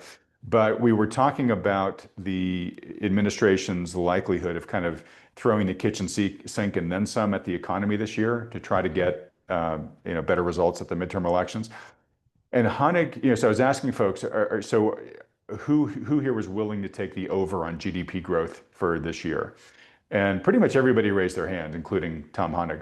But he clarified and he said, "Hey, look, I'm not certain that a golden age is coming in the way that the administration is selling it to us." And he said, "I'm worried that a lot of what they're going to do this year is going to lead to higher inflation and some other unintended consequences down the road." So he kind of said, "I'm sort of expecting like a golden year, but not necessarily a golden age coming out of here." And I think can't remember who said it. Maybe it was Stephanie. She said, "Okay, so if you're going to buy puts, maybe buy them after the election, then, right? If you're negative about the economy, don't stand in front of the juggernaut of whatever they're going to do between now and November. But if you're skeptical, Honig is saying that, yeah, I don't think 2027. I think it's going to create a bunch of unintended consequences that are going to materialize in 2027. And to be honest, Lance, I don't know. Maybe that is the current plan of the administration, just like with tariffs. You know what? Yeah, some of this stuff is going to create some headaches for us, but as long as those headaches come after the midterms and the midterms go the way that we want, we're willing to pay that price." That's right. And a lot of this is going to depend on, how these things ultimately turn out. But as an example, like this morning, I was just posting a chart that if you take a look at the so one of the big things for the market this year is like we're gonna get this big boost of tax refunds. 150 billion or so is going out in the next 2 months, right? Yeah, well, tax refunds are actually for individuals are running at a slower pace than they were, or a less pace than they were last year. In other words, the refunds are less than they were last year. Hmm. Businesses are seeing the biggest surge in tax refunds. Now, that's fine, except businesses don't spend tax refunds. They just Right. basically get the refund in and they spend it on operations and, Well, they payroll. should report higher profit margins. Yeah, yeah, yeah.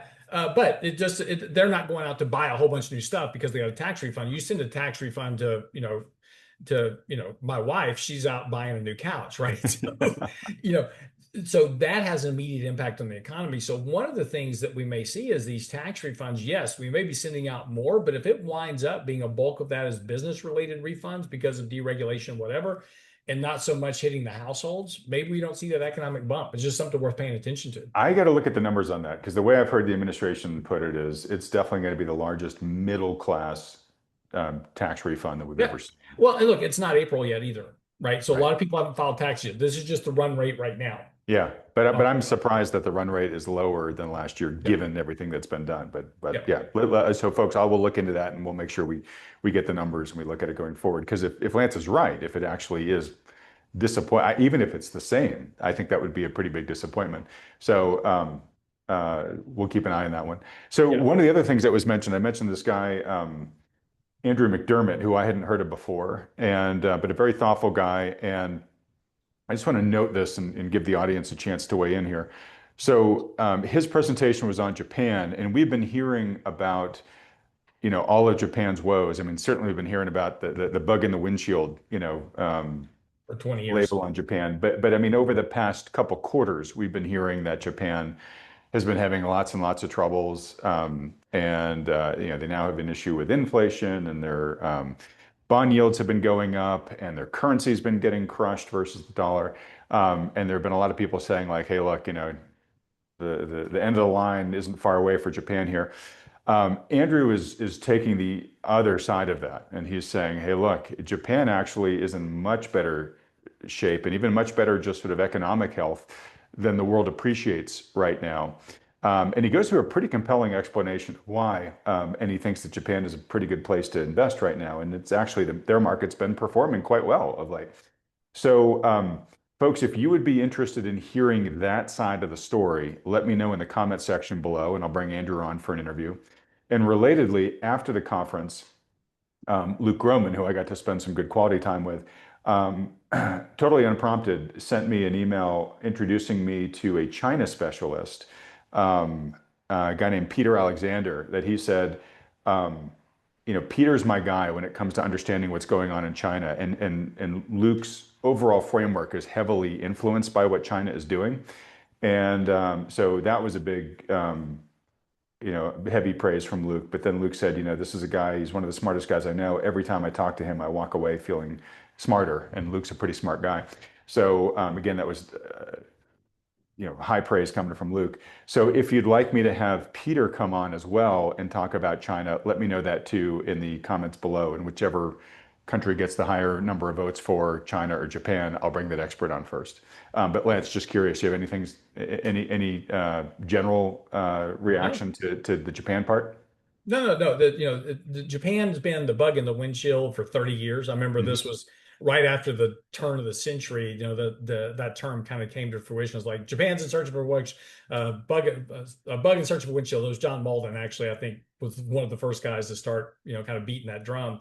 And here we are 26 years later, they're still chugging along. And Right. it's interesting is that, you know, every year or every couple of years, something happens in Japan. It's like, oh, this is it.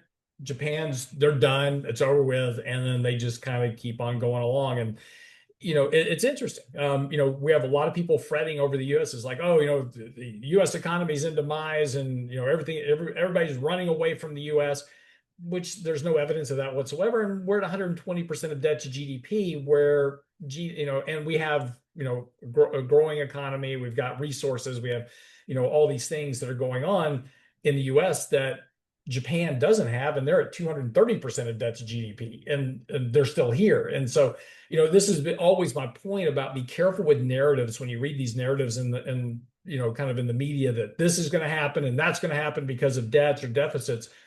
They can take decades to actually have an impact. And again, Japan's on a path of destruction at some point, but it could be another 30 years at this point. And so if you're trying to bet against that today, it's like, oh, I'm not going to invest in the stock market because the US economy is about to blow up because of the debt. There's no evidence of that whatsoever. Yeah, and I don't remember all of his points, folks. So if you're interested, you're really going to have to hear from him. But it was Yeah. a combination of things like, um, instead of hollowing out its manufacturing, Japan really doubled down into the critical elements, Hmm. the critical sectors. Um, Everything from shipbuilding to high level componentry, Both. and nuclear energy, and it now is a massive supplier to the rest of the world, including the U.S., of essential components. For Hmm. example, he's like, look, they're NVIDIA can't sell a chip without some of these Japanese sourced components. That's right. So they actually do have a really essential economy, not just to Japan, but to the rest of the world. Secondly, they have a crap ton of debt, but they owe a lot of it to themselves, which is very different than owing it a lot of it to others. And you're in control of that debt, which you aren't, if you, right now everyone's freaked out about the rest of the world selling treasuries and whatnot. Japan has a lot less exposure on that point. But also, a lot of the US's assets is debt that it holds of others, where a lot of Japan's assets are actually productive enterprises around the world. A lot of it in America, but around the world. So again, he dials through this in a way where once you kind of hear it, you're like, that's actually a little bit different than the story that I've been hearing about Japan. And again, in the near term, the proof is better in the pudding that a lot of these Japanese companies have actually performed really well stock price wise Yeah. recently, and he continues to think that they will. Also, and again, I only have a vague memory of all this, but when he talked sort of about Japan's position in Asia right now and sort of both a trading but also a military bloc, yeah, I think it plays a much more important role than I think most Americans think at this point in time. We think about the US, we think about China, but Japan is playing a much more kind of active and essential role to the world's both military and trade security there than I think is widely appreciated. So, anyways, Yeah. we'll move on And from that. right, no, just and like to your comment about, there's a lot of these headline concerns is like the rest of the world is dumping U.S. treasuries. Actually, the rest of the world is actually accumulating treasuries. And so foreign holdings, U.S. Treasury at all-time highs, and the big one, the one thing that everybody refers to as China. It's like, oh, look at China, they're dumping their treasuries. They're not actually. Their holdings of treasuries are about 1.1 trillion. They're at the same level they were in 2014, because you have to include the holdings that they have in Belgium and Luxembourg, where they buy their treasuries to offset their currency. Yep. I know there's So a little bit of a debate going on X right now between you and Luke on that, but I don't want to get into. But your point is well taken. yeah, All right, let me wrap things up here. Let me. actually, I don't have a One debate quick going on thing that on I'm the aware of. conference before before we Yeah. wrap up.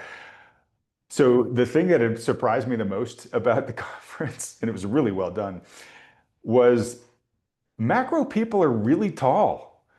So Lance, you've met me, right? I'm just about 6'2", and I was sort of almost like the starter height for the conference. So I go in there, I meet Luke Roman, who on camera he looks like he's a massive guy. He and I are about the same size, height-wise. Um, and Grant Williams, I think maybe I'm a little bit taller than Grant. Um, but then, Mike Green walks in the door. Mike's 6'3" at least. Tom Homan, at least my height, if not taller, and he's in his 70s. Um, uh, Tom McClellan, yeah, probably pushing 6'4". And then Dave Iben, he's sort of like Connie at your place, Lance. I Yeah. mean, he's easy 6'5" at least. And even Pippa is, I'm going to say she's at least 5'10" ish or so. I mean, she's got a really big personality, but she's also, she's got some height. So it's funny. The only person who I would call petite is Stephanie Pomboy. Um, she probably clocks in, I don't know, probably around 5'4" ish or so. So she is very petite, but Lance, she is very fit, and she can kick your face off. I learned that she was a black belt in Taekwondo in her college years. So even though she might be the least tall, she's probably the one you want to mess with the least as well. I'll take her down. I'd like to see that matchup. All right, so let's quickly get to trades, Lance, and then we'll end with your top immutable laws for building wealth. Yeah, no trades this week. Again, we're kind of gearing up some trades potentially for the next, kind of the next week or so. Again, we'll probably do a little bit of digging into the kind of the software as a service space. Again, just looking for some opportunities. But right now, the portfolios are sitting near all-time highs. So there's, the portfolio's been very stable. Bonds have been doing very, very well this year so far. So, they've had a nice run this year, which has been helping support the 60/40 allocation. So, there's not been a whole lot to do. Volatility's been low. It's just been this rotation. We were kind of banked between this value growth structure. So it's been interesting to watch just money kind of flow out of one sector of the portfolio and go into the other. So the Yeah. portfolio really hasn't done a whole lot because it's just sitting there kind of churning at the moment. But I do think we're going to get into a better position here where performance will pick up in the next month or so. Okay. And I'm trying to pull it up live while we talk. I guess I got it right here. Yeah. 10-year bond is now below 4.1%. Yep. So, it'll be interesting because it's been range bound, I think, for a lot longer than folks have thought it would be. Do you have any particular sense right now whether you think it's just going to stay within the range, or you think we might actually punch below 4 and stay there? It'll depend. I mean, right now we should probably hang out around this 4% level, maybe 3.9, maybe 4.1, somewhere. The bonds are a little bit overbought here near term, so I wouldn't be surprised to see yields come back up to 4.1, 4.1 and a half, maybe even 4.2 in the next week or so. But we're just kind of stuck here at the moment. We're going to need inflation to fall. So if we see CPI, if we take a look at true inflation, which has been kind of rolling over pretty sharply, if we see that feed over into CPI and we see CPI come in to Yeah, and we closer to are seeing a 2%, feed in the CPI. yeah, yeah, So I think unless something changes the momentum, we are still trending downwards. Yeah. yeah. And this bump in PCE, I think, is marginally kind of transitory, and that you're going to see PCE come back down again as well over the next maybe couple All of right. quarters. Which will be interesting just because I put up the chart of it looking Yeah, like it's basing and heading higher. So that to me is kind of the interesting thing to watch yeah. closely here. Yeah. Yeah, and so, but if things kind of remain status quo, we should be stuck here. But we're going to need a slowing of economic growth. So we need economic growth to slow down, and we need inflation to come down a bit more, and then that would pull yields well below the 4% mark, maybe down towards 3.5. So, but for right now, I wouldn't expect a whole lot. Okay. All right. Well, look, let's get to the 10 immutable laws, and then I'll start wrapping things up. Okay, yeah. So I really wrote this article for my kids more than anything else because we've been having this conversation more and more kind of in our own household with my kids about trying to get them to the point of now they're understanding about you know what it takes to actually build wealth. And I think the one thing that we've done a very poor job of, particularly in the financial advisory community and the media, is focusing everybody towards just investing, right? So, oh, you just got to get your money into the markets. And that's great, but you got to have money to get into the markets. And there's a lot of other stuff that goes on behind the scenes to build wealth that's sustainable long term than just investing in the markets. Because as we've seen before, we've already gone through two cycles already where young investors have put a bunch of money in the market, they made a bunch of money, and they lost it all. Right now they're back in the market making money again, and when the next crash comes, they're going to lose it all.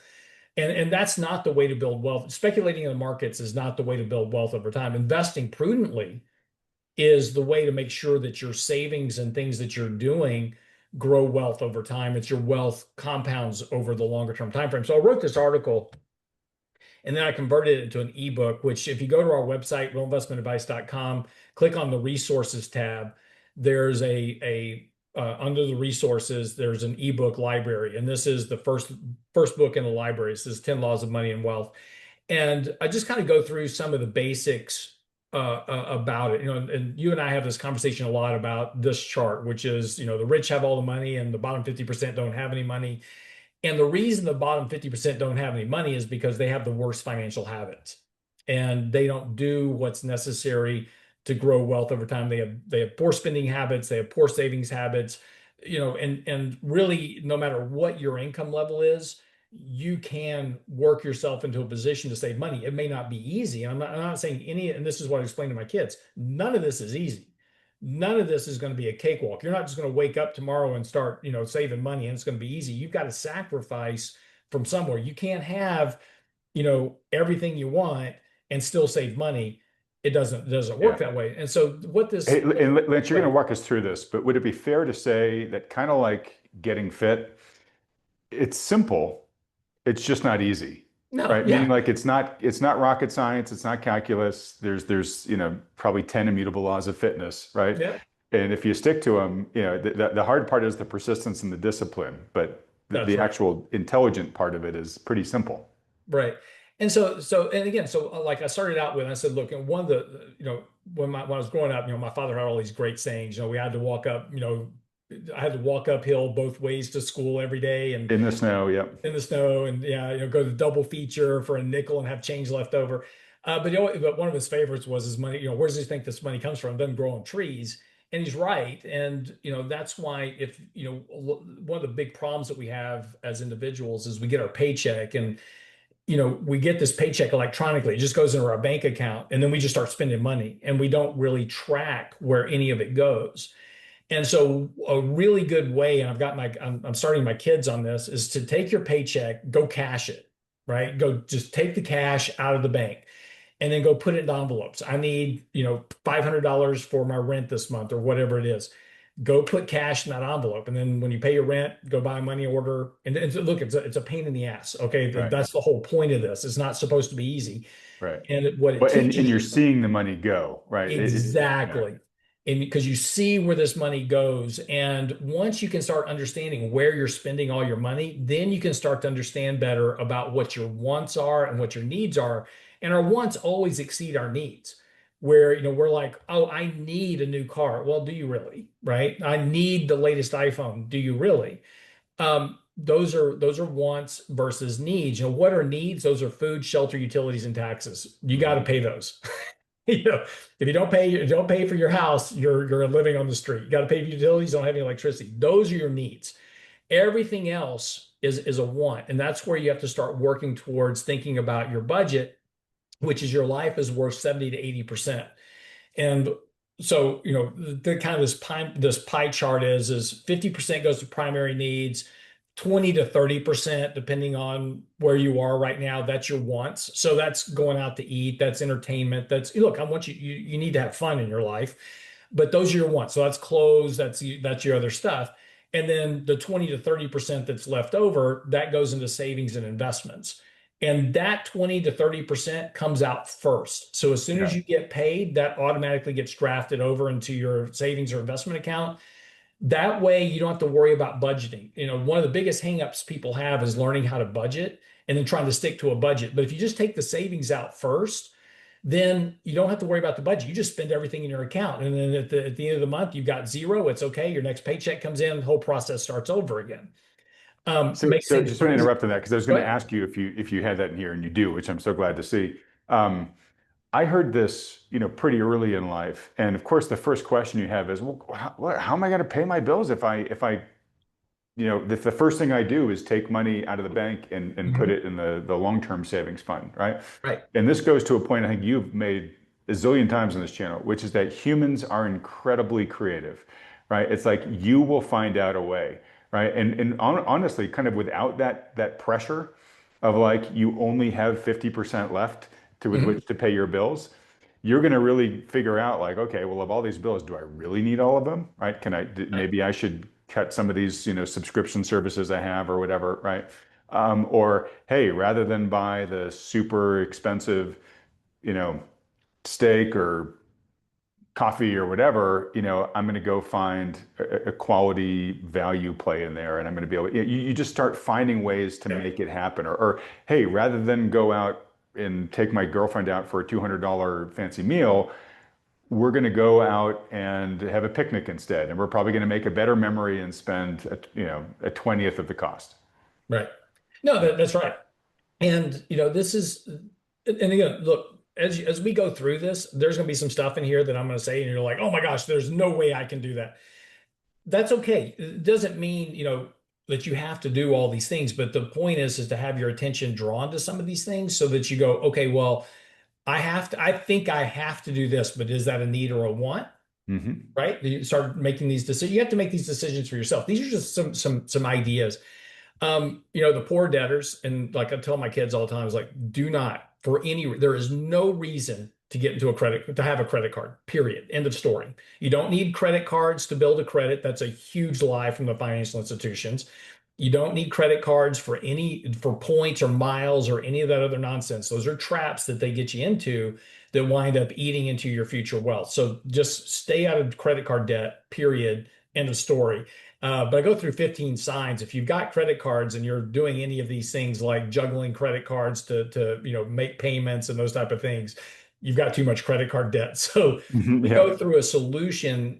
This is a Dave Ramsey solution. It's a great idea, and it's a snowball solution. And we go through the snowball solution, which is basically just lining your credit card bills up. You start with the smallest one. You pay the minimums on all your credit cards, but the smallest one you pay 5 times the minimum.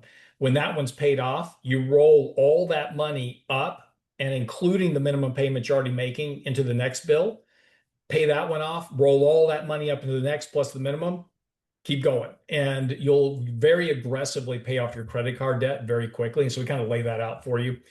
Um, you know, Hey, I'm sorry, but hate to interrupt, but these are important. yeah, So when it comes to something, say like an auto loan, mhm. right? Like kind of, hey, if I can't get to work, I can't make money, right? So All right. there may be times where you may think I need to take out a loan.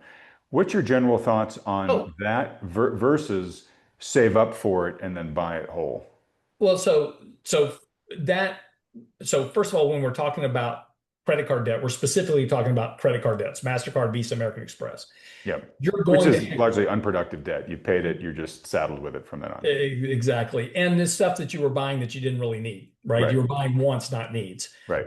But when you're young in life, you're going to have a car note and you're going to have a rent payment or a mortgage payment, one of the two. There's just no way around it. You don't make enough income, you don't have enough savings yet to pay cash for a car. Once you get older, and really after your first car, after you buy that first car, you should be saving up for your next car and then eventually just pay cash for cars as you go and not having auto loans. But again, when the justifications comes like, well, I get 0% financing on a car. Okay, fine. Have an auto loan. Pay your monthly payments. But just stay out of credit card debt. And that's where you get most problems. And then buy cars and when we talk about buying a car, don't buy new cars. You buy a new car, you drive off the lot, you lose 20% of your value immediately just in depreciation because it's now as soon as you drive off the lot, it's now a used car. So immediately you take a clip on it. And again, we're not talking about collectibles. So you wise asses out there going, yeah, but a 1969 Barracuda. Yeah, we're not talking about that. We're Yeah. talking And who's buying that starting out in life? Come on, man. exactly. So we're talking about normal people buying normal cars. Those get depreciated. All you need a car to do, and this, like I have this conversation with my son all the time because he thinks he loves cars and he's like, I gotta have I gotta have a vet or whatever. I'm like, no, you need a car to get you from your house to work and from work back to your house. That's it. You don't need a fancy car. And this is why, I drive used cars. My wife drives used cars. They're just to get us to where we're going. But we get all trapped up in this lifestyle thing of, I look on Instagram and social media and all this, and everybody else has these nice cars. Who cares? Get you from point A to point B and back home. That's all you need. Don't strap yourself into a bunch of debt, buying a 60, $70,000 car with a 600 or an 800 or $1,000 car payment. It amazes me. I see people getting 7 and 8 year car loans for like $1,000 a month. And I'm like, what are you doing? That's a house note. Yeah, Yeah, they're just not thinking. And look, I'm interrupting you here, but my last point on this is it's probably in here too, but like I think a superpower to develop early, to aspire to develop early in life, is to resist the siren call of keeping up with the Joneses. And it's if you in read here. the book, The Millionaire Next Door, that's how they all became millionaires, That's right? right. And I've got a whole section on the millionaire next door here because Right. that's such a valuable point that you just made. Moral and physical hazards don't apply. It's interesting. People will do pretty much anything for money. And, I quote Fear Factor where, sure, Joe, I'll eat those South American hissing cockroaches for 50 grand, because people will do all kinds of crazy stuff. But, in America, we've been raised to be financially lazy and we're unwilling to do what's necessary. And so one of the things that people do or they make financially stupid mistakes. They do things like borrow from their 401k plan. Terrible idea. And I won't go through it all. There's reasons why you don't do it. I go through it here. Um, you don't stretch to buy a house, more house than you can afford. These are the things these are mistakes that we make on early in life that have very long-term ramifications to our financial well-being.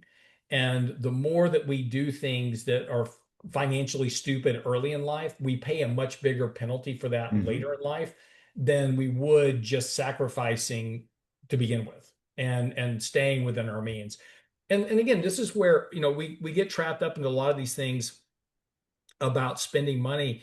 And we have, oh, I need to go out, I need to take these trips, I need to do this, I need to do that. That's great, but that's how we wind up with this huge spending gap. And incomes in America today don't keep up with living standards. There's very little argument about that. And that's why more and more people are going further and further into debt. And that gap between real disposable incomes and the cost of living is the largest on record, which is why the average person is going further and further into credit card debt. In fact, most Americans are pulling on between $4,000 and $6,000 a year in additional credit card debt every single year. So they're just compounding their debt over time, and that keeps them poor.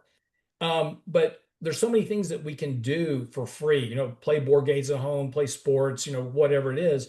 Start thinking about things that you can do. And this is, Adam, you talk about this a lot, is that our wealth doesn't come from just money. It also comes from the quality of life, our social attachments, those type of things. Spend time with friends, playing games, going to the park, take a walk, whatever. Spend some time with your friends rather than spending the money to go out to nice restaurants or whatever it is. Those are fun, but those impact our ability to save money. Couldn't agree more. Yeah, and this one I say, one of the best things to do is laugh at your neighbors overspending. Be petty. It's fine, but it's definitely helpful. But we kind of go through the debt structures and consumer debt, but it's okay. Understand that I can't tell you how many people I meet with as clients, and they come in and they've got their net worth is millions of dollars. They've got multi-million dollar house, they drive Ferraris, they have all this other stuff, and they have absolutely no money. If they miss one paycheck, they're bankrupt. Right. So just because somebody lives a very extravagant lifestyle, like you see on TikTok or Instagram or whatever, doesn't mean they have any money. Right. It just means It, that it, there's, go and ahead. my wife's a therapist, and she sees a lot of those people. And you know what they're doing? They're stressing because the neighbor next to them has more. Yeah. Yeah. Learn to be happy with what's enough. That's kind of this line. Money can't buy happiness, but it does buy a lot of whatever comes in second. So it's important to say it. But financial stability doesn't solve every problem, but it solves the ones that eat up all your mental bandwidth. And so if you can get your financial situation under control, that's a worry. That's the biggest worries that young people have is trying to make ends meet, and they're stressing out on how to do these things. But once you start start this process of not overspending, starting to save money, and you kind of see that savings balance rise in your accounts, that takes a huge amount of stress on, because you're paying your bills, you're making ends meet, you're saving some money. Now you just have to worry about the other stuff in life, relationships and those type of things. That's much easier than stressing out over money. There's no such thing as five easy payments. Debt in all shapes and forms are bad. Just stay away from it. Number eight, so wad in your pockets better than your pants in a wad. Begins goes what we were just talking about a second ago. Is this is where you're going to start getting into some challenges. But these are things to think about. My wife and I made the decision. So we lived in Houston at the time, and Houston public schools are terrible. So if we're going to live in Houston, I was going to be forced to send my kids to private school, but that's a huge expense. So we moved to Katy, which is a suburb outside of Houston, where the public school system is very good. And so we moved out there to send our kids to public school where they could get a good education, but not have to pay the cost of private school. So these are the decisions that you have to start making for yourself. Is like, okay, if I'm going to have children, I've got to think about schooling. And Texas just passed school choice, which is really, really good, because now it allows people to take their money their school taxes and divert those into other choices like charter schools or private schools. So Hmm. people have a choice now in Texas about where to send their kids for schooling, which helps a lot. But also think about reducing your housing costs. Do you really need that pool in the backyard? It's like, yeah, maybe. Do you really need an extra two bedrooms that aren't being used at all? Start thinking about your housing costs. Drop your car gas and maintenance payments. Start thinking about transitioning out of whatever car you have to something that's more efficient that you can get at a cheaper price. Get a second job. If you're having trouble making ends meet for a while, go work a second job. Get those bills caught up on. And these aren't revolutionary or new, but these are just things to think about. One of the biggest expenses that we have as individuals are our vices. You think about people, if you smoke, how much money you spend on smoking or drinking alcohol, etc. How much money does that vice that you have cost you every year, where you could convert that into savings and have garage sales. I can't tell you how much stuff that my wife and I have sold just trying to get rid of excess junk in our house. Right. And how much better do you feel once you've got Yeah, less clutter in your life? exactly. I'm just going to note this for a future discussion, Lance. Sure. If there's interest enough in the comments, which I hope there is, we should do one on developing multiple streams of income. Yeah.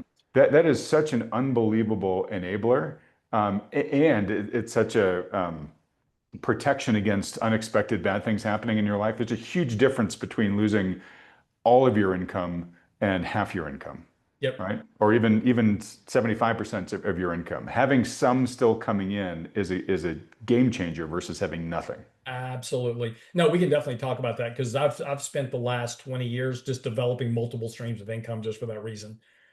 So yeah, it's a game changer when you do that. Here's to your point. The last page really gets into the millionaire next door. So if you haven't read the book, I highly suggest you go buy the book and give it to all your kids. And what Dr. Stanley talks about is how these millionaires that have between $2 and $5 million, you probably won't even know that they have that kind of wealth because they live in a very median home. The median home value that was in his analysis was had an estate of people that had an estate value of 3.5 million or more. Their average home value is about $469,000. So they live in modest homes. Their personal home accounted for less than 10% of their total net worth.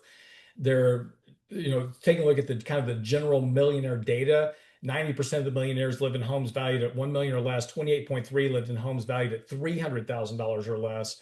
And they had investment in real estate. These individuals typically invested more to your point, Adam, what we were just talking about. They invested in income producing real estate rather than their own personal home, because the house you live in is an expense. It's not an Right. investment. So they lived in a very modest house and then invested capital into real estate. But but the bottom line is that in order to build wealth, you have to spend less than you earn. And that's the whole premise behind building wealth, is that, and if you're spending everything you make and going in debt, you're never going to be wealthy. You're in the trap. And the only way to get out of that trap is to start doing things to get you there. So, and the important lesson here is, look, sacrifice is not a punishment, it's a strategy. So, if you skip the new car now, you can save money. When you save money, you can invest in assets that grow your wealth. If you invest consistently, your money works for you over time. Compounded growth does the heavy lifting, but your savings turbocharge that growth. And so that's how you can build wealth. And again, we have, and I've said this before, Adam, we talk about these, the younger generation is it feels unfair. The system's working against them, etc. And it's so unfair. But the reality is that anybody can build wealth, but you've got to be willing to do the steps. And it's not easy. It's not fun, and it's not a punishment. It's just a Right. strategy you have to choose to adopt to get there. Totally agree, but it is not unattainable, right? And that's back to Right. the simple part, right? It's like anybody can do this. You just have to have the commitment, the discipline, the wherewithal, and the resilience to, there's going to be setbacks and stuff like that, but just have the grit and grind your way through it, and you will get to that better state. Yeah, that's right. All right. So glad you did that, Lance. Lance, send me the link to that, and I will put the link in the description below this video as well. So, folks, you can either go to the RIA website and find it there, or you Mhm. can click on the link that'll be in the description below this video. Okay. All right. So, just in wrapping up here, and I'll be real quick because we've almost gone 2 hours here, Lance. I am going to be taking a page from Lance's book. and investing in some social capital next week. So my brothers are flying out here. We've just gotten a ton of snow dumped on us out here in Reno. So we're going to do some world-class skiing at some of the Tahoe Mountains next week. Should be great. Should be a lot of fun. But I am going to try to, I haven't done this in a couple of years, to be honest. I'm going to try to really not touch the computer while they're out here next week. Now, the good news for you is I am pre-recording some great discussions. Actually, we got a fantastic lineup for next week while I'll be out there having fun. We're going to have Brent Johnson. He's just come out with a follow-up report to his initial stablecoins report, so that should be super interesting. We're going to have Lynn Alden, and we're going to have Melody Wright. And then I think next following weekend, we're going to have Darius Dale. So super strong lineup. I've got to note that all of those people I just mentioned will be at the Thoughtful Money Spring Online Conference, which is coming up in just a month. Lynn is the latest one to be announced to the faculty. So unbelievable faculty there, folks. I won't run through it now in the interest of time, but you can find it all at thoughtfulmoney.com/conference, as well as buy your ticket there. And if you buy your ticket there now, you'll still lock in the lowest early bird price. I want everybody to get that low price if they can. And a reminder that if you are a premium subscriber to our Substack, I have sent you a code in your email inbox, which you can use to get an additional $50 off of that low early bird price. If you think the 11th immutable law of building wealth should have been continuing to watch Lance Roberts on this channel week in and week out from here, please let him know that by hitting the like button and then clicking on the subscribe button below, as well as that little bell icon right next to it. And if you'd like to get some help from a professional financial advisor for navigating what's going on in the markets and what may lie ahead for us in 2026, especially if it mirrors some of the things that Lance and I talked about here as probabilities. Again, I highly recommend you get that advice from a good professional advisor, but certainly one that takes into account all the macro issues that we talk about on this channel and that Lance and I have talked about here today. You've got a good one doing that, great, don't mess with success. But if you don't have one, you'd like a second opinion from one who meets that criteria, consider scheduling a discussion with the firms that Thoughtful Money endorses. These are the companies you see on this channel with me week in and week out. Perhaps you'd even like to talk to Lance and the team there at RIA. So to set up one of those conversations, just fill out the very short form at thoughtfulmoney.com. Only takes you a couple seconds and the firms will be in touch with you immediately after you do that. Lance, my friend, another great week. I think we're coming in just a minute or two under 2 hours here. Thanks so much for a good one this week. No, thank you. Appreciate it very much. Do you want PDF version or regular website link version for the video? Whatever link will get people. I mean, if you've got a link directly to the PDF, let's do that. Okay, I'll send it to you right now. All right. Thanks so much, buddy. Everybody else, hope you guys have a great week next week. And thanks so much for watching.